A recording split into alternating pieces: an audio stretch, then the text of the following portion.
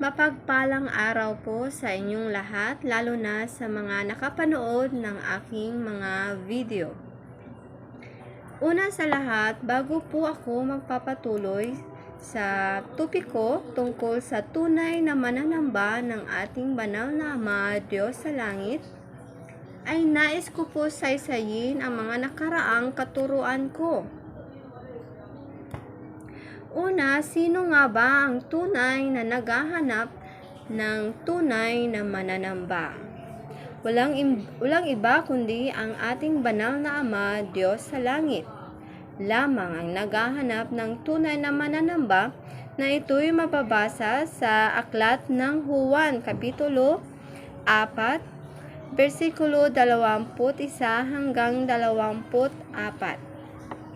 Ngayon, sa pangalawa naman na video ko, paano tayo sasamba sa ating banal na Ama, Diyos sa langit?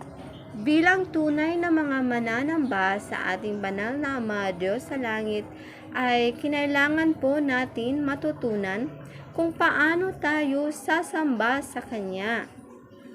Walang iba ay sa pamamagitan ng Kanyang banal na Espiritu. Ang pananalig natin sa ating banal na Ama ay siyang pananalig din natin sa Kanyang banal na Espiritu na ito'y gagabay sa ating lahat.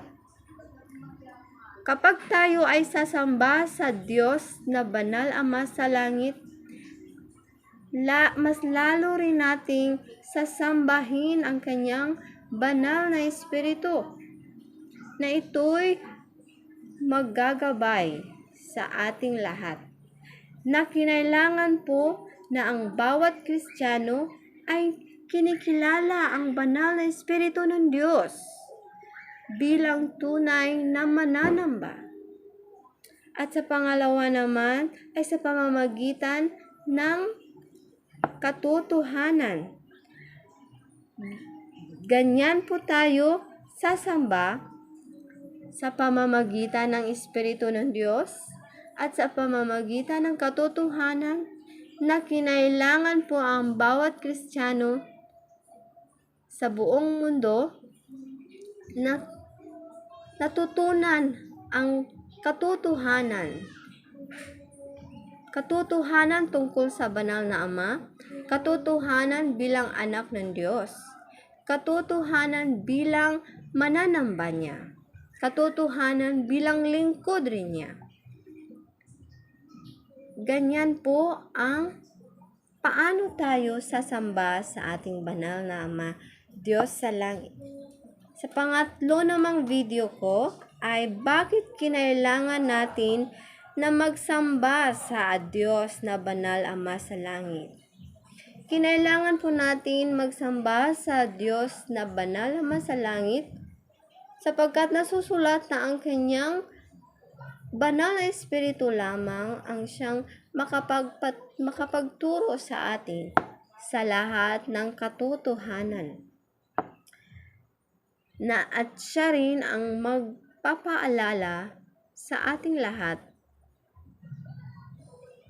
Hindi lamang sa tayo ay nakadepende sa ating anong nababasa natin sa Biblia, ano ang ating nababasa at naunawaan sa mga salita ng Diyos, kundi nandahil sa gabay ng banal na Espiritu ng Diyos ay ipapaalala niya natin na ano yung mga salita ng Diyos na dapat nating isabuhay.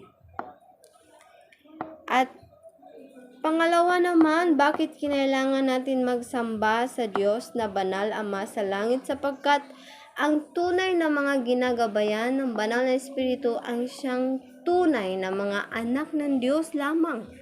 Kapag sa buhay mo po ngayon na hindi mo pa lalo naunawaan ang banal na Espiritu, at kapag hindi mo pa siya naunawaan lalo, ay talagang hindi ka pa niya magagabayan. Lalo na hindi mo kinikilala ang banal na Espiritu ng Diyos, hindi ka mapapatnubayan.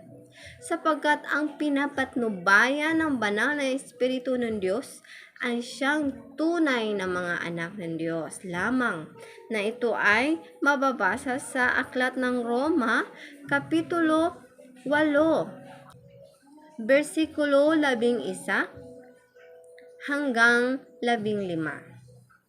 So, sa panglimang video ko, sino ang nagpapatotoo sa mga tunay na mananamba ng Diyos na Banal Ama sa langit, na ito'y mga anak niya, ay sa pamamagitan lamang ng banal na Espiritu ng Diyos, na ito ay mababasa ulit sa Roma, Kapitulo 8, versikulo 14 hanggang 16.